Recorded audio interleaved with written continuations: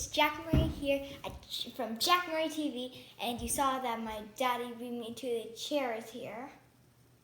We just got through a wild game. This was You Jacob Sheffelberg's first game, first MLS game with TFC. No, it wasn't actually his first game. It's his first game starting. With TFC, and it was a wild wacky game. His first professional club, which is awesome.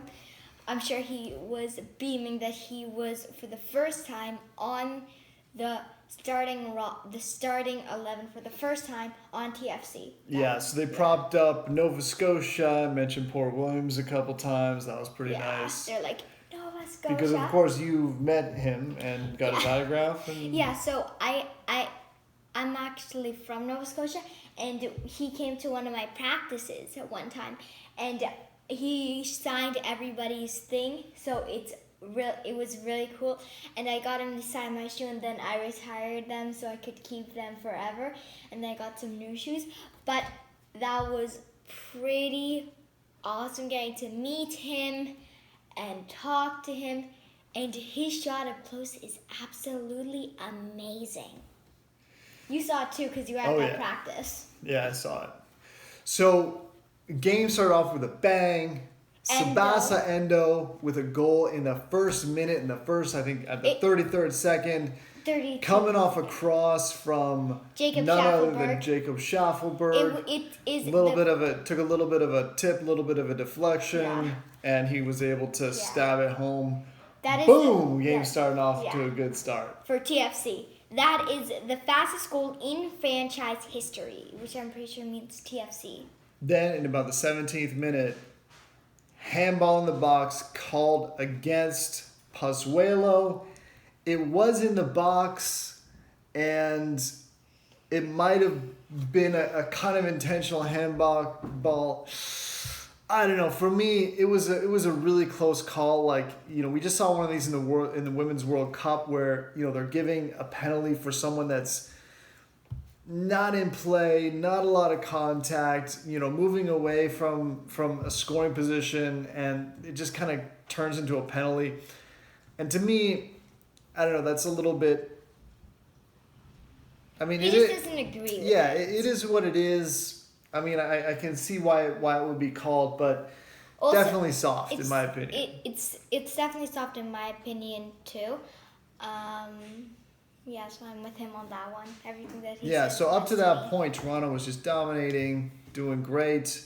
And it's amazing because some of the great players are at the Gold Cup right now. Josie Altidore, Michael Bradley. They lost Sebastian Javinko, but that starting 11, Osorio. Yes. They lost Osorio? No, he's at the Gold Cup. Yeah. Oh, yeah. With Canada. Yeah, I was like, they lost Osorio? Yeah, I forgot to mention him. But that lineup was actually very powerful and actually very good. And Atlanta's one is higher up in the standings. Atlanta won the MLS Cup last year, so they're a good team. But the years before that, Toronto FC won it. Yeah. So Vanney, he was able to play. Yeah, Greg Vanney. So he was able to play with wingers because Sheffelberg is what he's missing on the team, and the way he wants to play is wingers. So how they lined up was actually Pozuelo was playing as a striker. More of kind of a false nine because who's going to drop in. But he wanted the wingers to get wide. So he had Sheffelberg, who's got a lot of speed and pace on the one side, and Richie Larea on the other side to kind of stretch the field and kind of get in behind and then put crosses in the box. Yeah, and when they had Sheffelberg there, I mean, he got a lot of crosses in from that left side. So that was good. And that strategy worked very well in my opinion. I agree with that strategy totally. I think it was a very good one. So soon after Atlanta got that soft penalty kick, they scored again. It was just kind of bounced off Richie Larea and then just fell to Gressel, and he just pounced on it. Boom. 2-1 Atlanta, 2-1 for and then Atlanta. it's kind of wow, like how did that happen? You know, because Toronto had started off so strong. Yeah, very strong. Probably one of the strongest they've ever started off in the season. Right. So the end of the first half, they interviewed Jacob Sheffelberg. He was smiling, just super happy. He seemed like so happy to just be on the team, to be playing, and he's and doing well at that level. He did take a lot of, I guess, punishment in the game. Like in the first part, there was like some tough tackles, and he stood up to that punishment. But it was, it was a rude awakening. Yeah, but he played amazing. I know I've already said that, and he was just absolutely amazing. Do you want to go to the man of the match? Yeah. So then in the when did Toronto tie it up at 2-2? They tied it up on the penalty. Yeah, the penalty by. No, they had another goal and then the penalty. Oh yeah. Sorry. What am I thinking? Yeah, who scored the other goal? I'm not sure, but DeLeon had one off the bar. Delgado, you gotta shoot. Yeah, he sent it over to Sheffelberg, and Sheffelberg shot, but it was blocked. But he was at a bad angle. Delgado, even the announcers were saying that he has to be more selfish. Yeah, Delgado just doesn't like to shoot. He doesn't trust his shots. Right, and then Delgado almost got like a diving header on that other cross, so that was good. Yeah. So eventually they tied it up. Then in stoppage time, they get called for a penalty. Richie Larea, it seemed really soft. It seemed like there wasn't a lot of contact. This is from Florentin Pogba, who looks almost exactly like Paul Pogba, but plays center back for Atlanta. Yeah, and he tried to trick us, me and Mommy, that Paul Pogba had moved, and we're like, he looks so alike. Me and Mommy. Then we searched up and we're like, yeah, what can I say? I'm a little trickster. So Pozuelo steps up to take the penalty. He gets it. It goes in. Actually, he scored the other goal earlier because that was his second of the night. Yeah. Do you think that was supposed to be a penalty? I don't think so. Neither do I. When we looked at it, I didn't see any contact.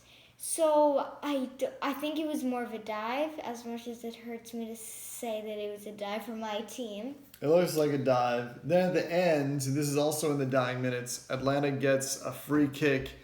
They loop one in, it comes across, and then it possibly grazes the DeLeon's top of his left arm as it's going across the net. Everyone misses it, so it just goes out. And the referee blows the final whistle. Done. Okay? Now my understanding is when the final whistle is blown, it's blown, and you can't go back and repeal it. I mean, if he hadn't have blown the final whistle, that would be one thing. But he goes back and they do a VAR check, and after about 3 or 4 minutes, they award a penalty kick to Atlanta. So this is the last play of the game. I know, but also he kind of got notified late, which is also kind of... Yeah, he blew the whistle. The teams were kind of like almost dispersing. It was chaos. It was madness. Anyhow, Pity Martinez steps up. Terrible penalty. He just puts it high and wide over the net. Though let's keep debating before... It was a bad penalty, obviously. Yeah. Though, let's keep... And I was worried because so far, Toronto has let in every single penalty kick this season so far. Yeah, at least Westberg went the right way. But if they miss the net, it's not going to go in. Yeah. So was that a penalty against DeLeon?